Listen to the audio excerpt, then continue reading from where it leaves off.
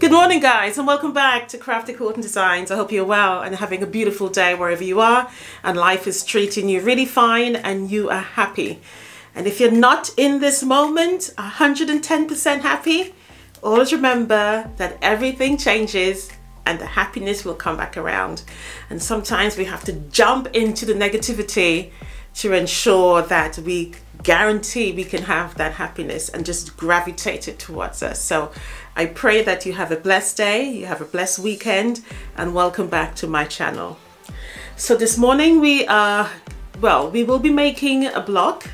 It's going to be a disappearing 10-inch square, and yes, you heard me right, a 10-inch disappearing square.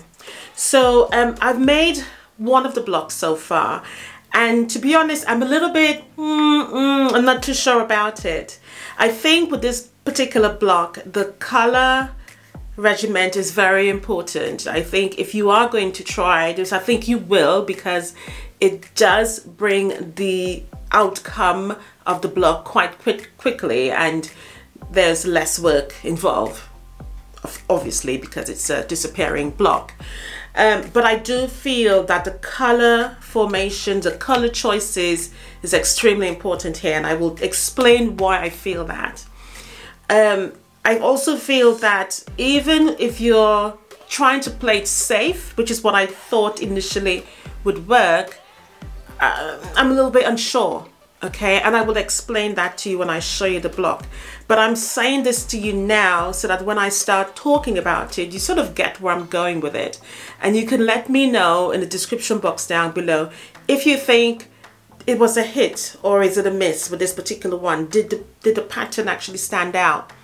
So what I'm essentially saying to you is a little bit of a pre-warning that you need to really think about the color, the low, high contrast, and even larger prints and smaller prints with this one as well, because I do feel that you can use the background fabric with a printed fabric, but I think it also needs to be diminished. It shouldn't be too prominent. It must be of low contrast, because I think it will clash with the outcome, I think. All right.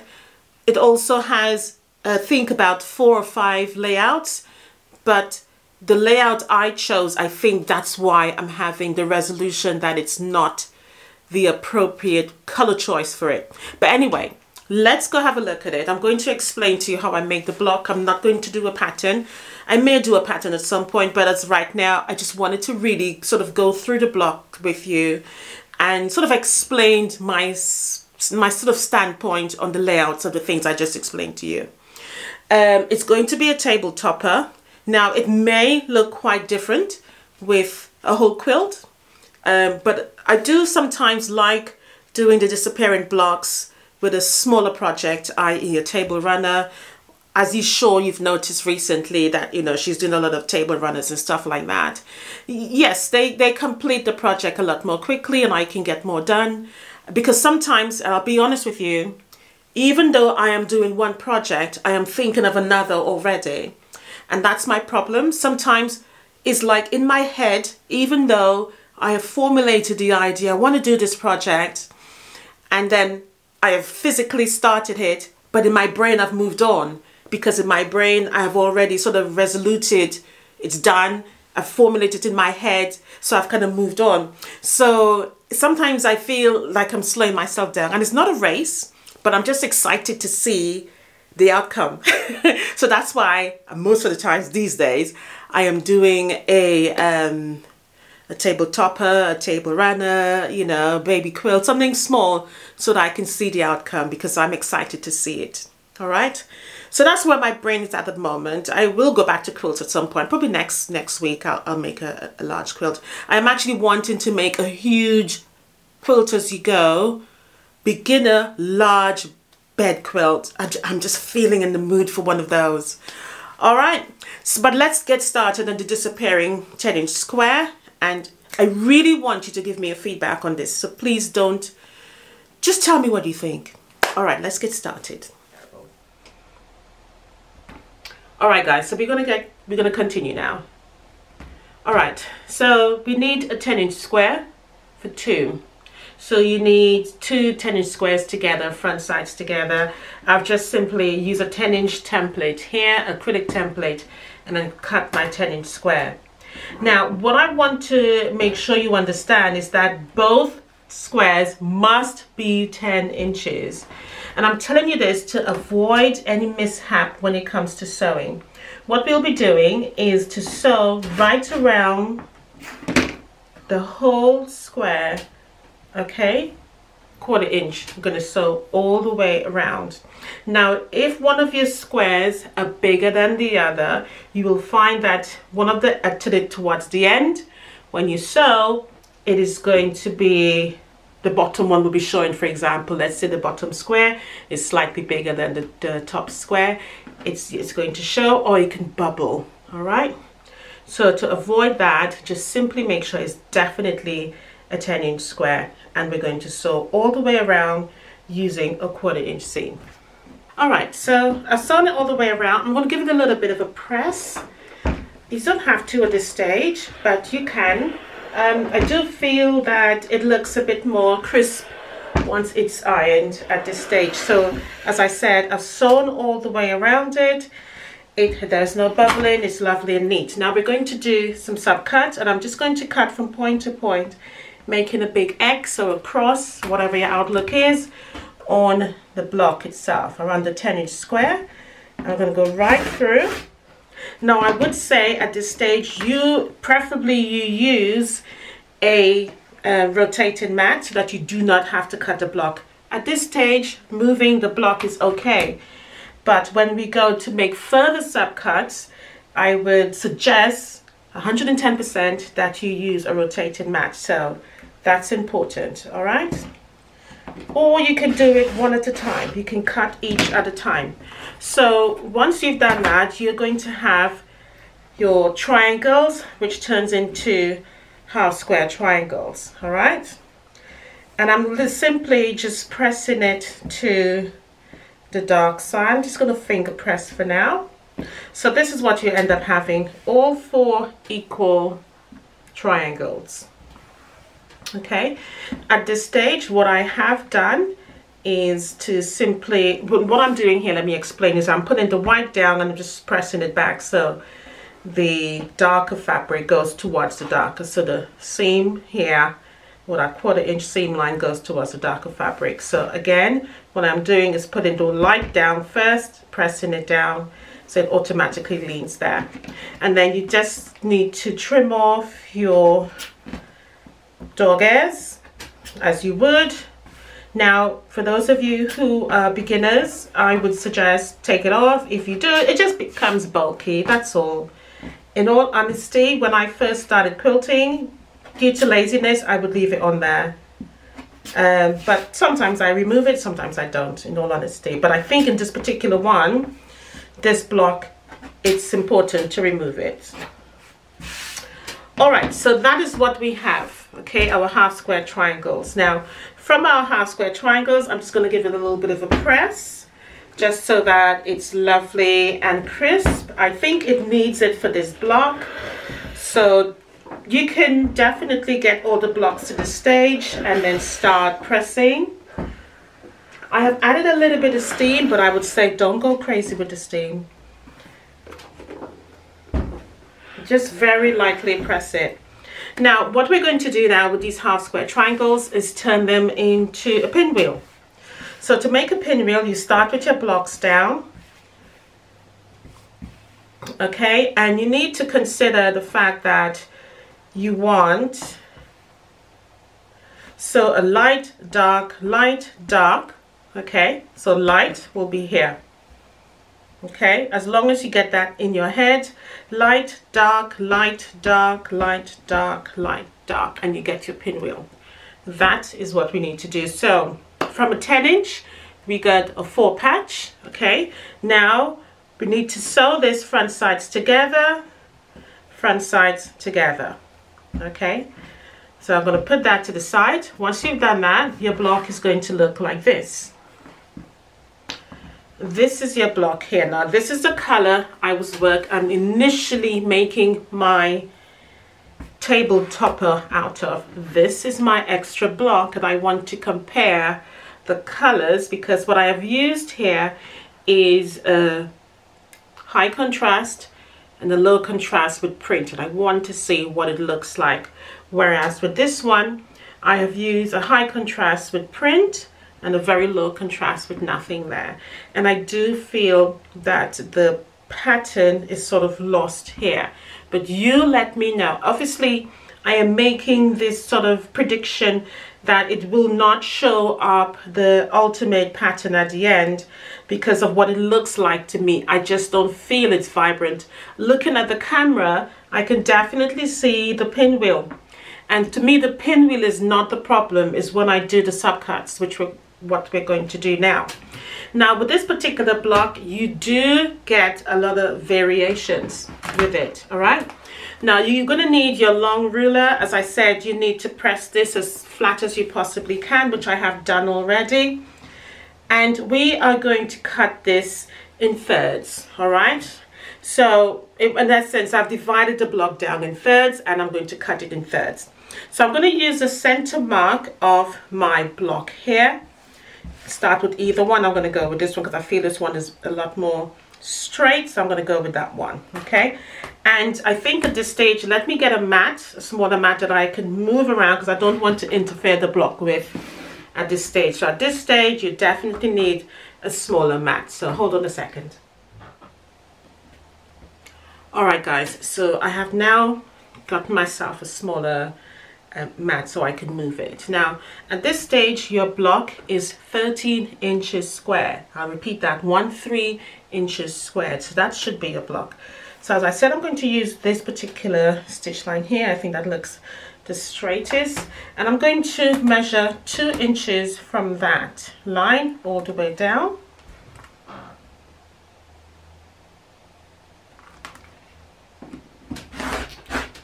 All right, so these are my subcuts, okay? And I'm going to move, so you can see the reason why we need a rotated mat for this particular one, all right?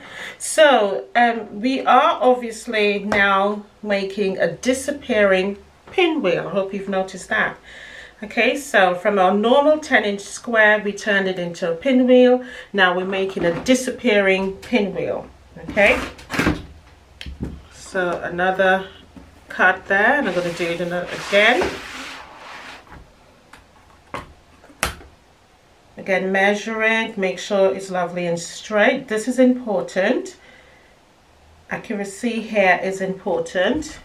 And again, what's also important is not to disturb the blocks. I've got one more cut.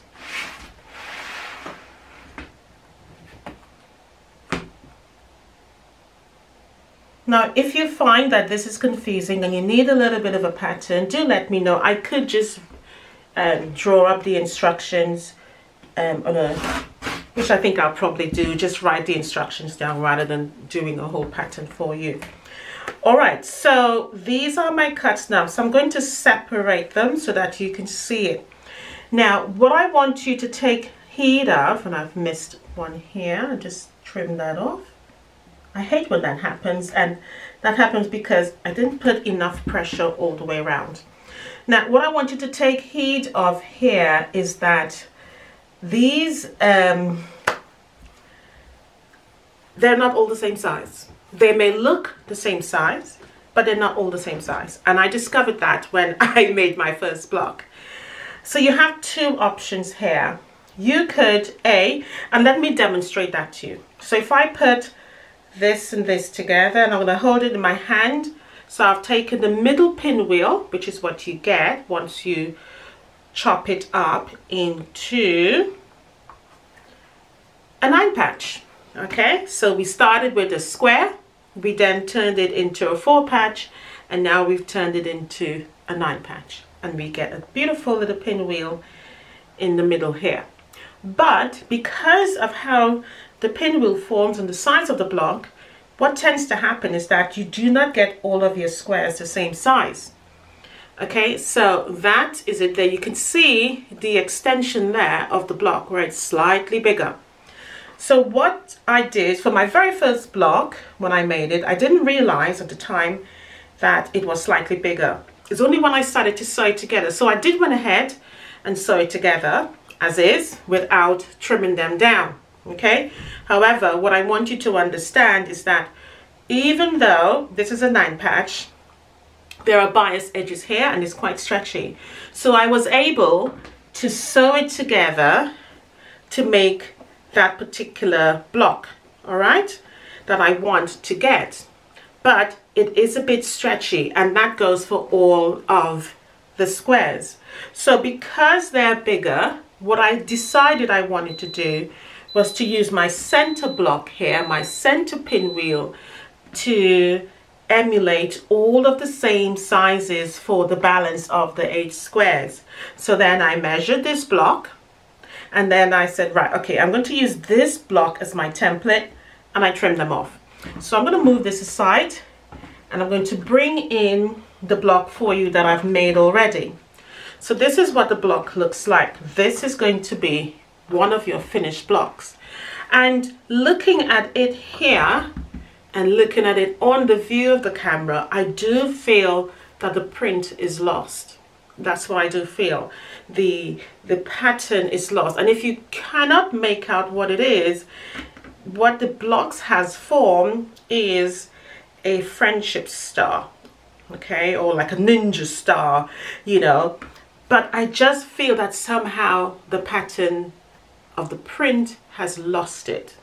So before I show you any other steps of formation of the blocks, I am going to sew this one to get to this stage, and I want us to compare and look at the colors and look at the lights with the low contrast with the print, and see if it helps, because this one here, this white background is just a plain white background.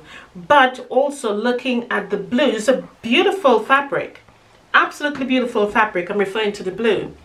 But because I think there is lots of lights within the blue, the pattern is sort of lost in it. All right, that's my outlook on it. So I was actually working on this last night. And when I say last night, I mean probably around 12 o'clock midnight. I didn't feel like sleeping, and I was like, oh, well, what can I do to make me tired? And so I started working on this, and yeah, it did make me tired eventually, because I just felt that it wasn't snatching me. What do you think, guys? So let me get this one. We'll put them side by side, and then we'll discuss again.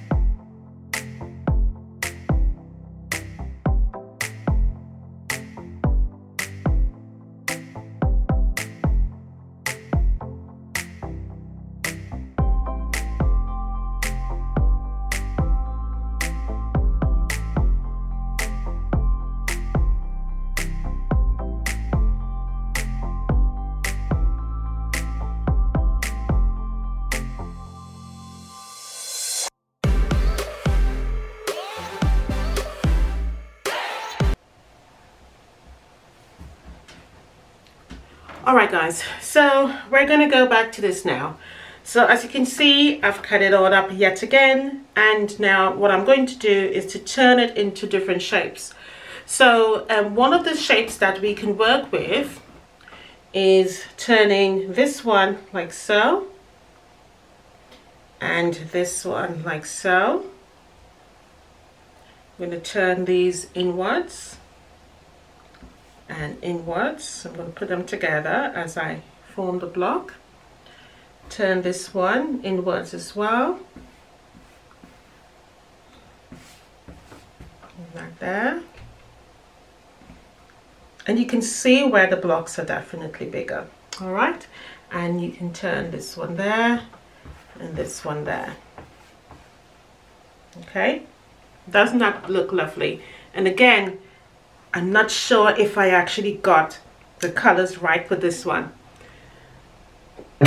I do feel I need a very strong color here, and that's what I'm trying to say to you. So I think I may have lost it. Now let's try it with the lighter blocks. Now with these blocks here, what I have done is trim them all to the same size as the pinwheel block. All right. So I'm going to move this to the side for the moment so that we can still see the pattern on that one.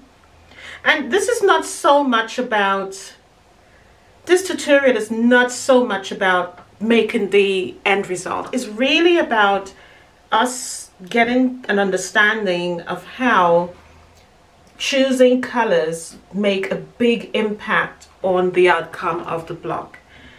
All right. And even for myself, this is, to be honest, I haven't got it wrong in a long time. And I do feel, but this one I have, and I'm just a little bit baffled about it. Because usually I get it spot on. But this one has tricked me, definitely. So you just need to be, and you can see the blocks because I've trimmed them. They're lining up really nicely. Okay. I just feel that this one has got to me. Definitely. And I think that's the magic of quilting, isn't it? You just really got to put your thinking cap on and make sure that the block doesn't get you. Now, I do feel with this one, somehow the pattern shows up with this formation. What do you think? Looking at it in contrast, you can see this slight background. That's my door shutting. You can see the slight background showing up in this one, but this one, the white, I feel kind of dominates. And I do feel that if I were to add them all together, I think it will, the white will take over the blue. That background white is just too strong, I think. And it's amazing, isn't it, that you would think that this will be the weaker color. All right. Let's change the block around again.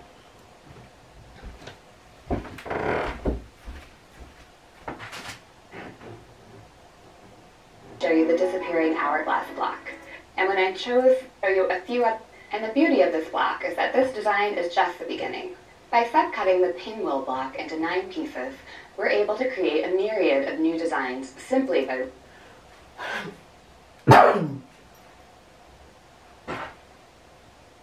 rearranging.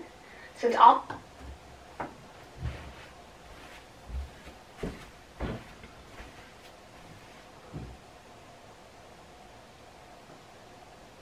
Alright, so what we're going to do is turn the colors around. So I'm going to put the lighter in the middle, like so, like so, and I'm going to put the darker like so, lighter there, darker in the middle. So this may change the formation a little bit different. Dark in the middle, light towards. So what I've done, just to point it out clearly, I've put the half square triangles lights in the middle and the darker ones from the straighter cuts there. So let's turn this one around and see if the colors show up a lot more better. Let's have a look and see. Right, let's turn this one there, turn this one there, and this one there, and that. Okay, I'm gonna look at the screen and see if it makes any difference to my eyes. A little bit. This one is better. This one is definitely better. but you still see the pattern, but it's not strong, and I love it to be strong. All right, let's do one more, and then I'll turn to the original block, which I actually started sewing.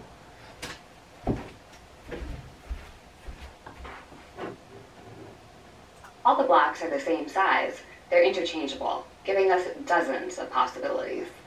I tend to look for designs with symmetry in the new arrangement, and I'm also looking for secondary designs when I put...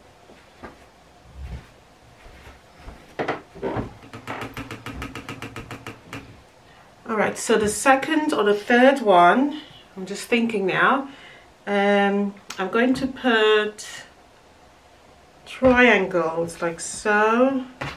Move that there. I'll put this one there. Again, leaving the pinwheel in the middle. Give me a minute, I'm sorting it out in my brain. It is a little bit tricky. And this one, turn it out. This one I want so. Do I want it so? Yes, I want it so, because I want the colors, the stronger colors. Yep, I can see it now. And this one goes there, and this one goes there. I think that's it. Yeah, that's it. Yes, that's it. So let's try it with this one again. You see, it's not hitting me. It's just so. It just needs some oomph to it. I so felt that the blue would have been strong, but I guess it isn't. So let's change this one quickly, and let's see what it looks like, and then we will move on to the last one. So that one there, strong color in, strong color in. That's how I can remember it. Strong color in, strong color in. Strong color in there. And strong color to the out. Strong color to out. Nope. Is that it? Yep. And strong color in there. And that's it. So let's have a look and see. I'm going to look up at the screen. See, I'm more partial to this one, definitely. And I think that's because the blue has... Let me know, guys. Let me know. I wish you could tell me right now. Okay, let's bring in the original idea of the block. And as I said, these are the blocks that I've actually trimmed down. So my original idea is to go with a, as I said, this block here, which is Friendship Star. All right, and so I'm going to make that block again, but I'm going to do it the other way. And I think you need to sort of remember that as well, that as much as you do it one way, you can do it the other way and get it confused. And when I did this last night, I was like, wait a minute, something's wrong here. Why does it look so different?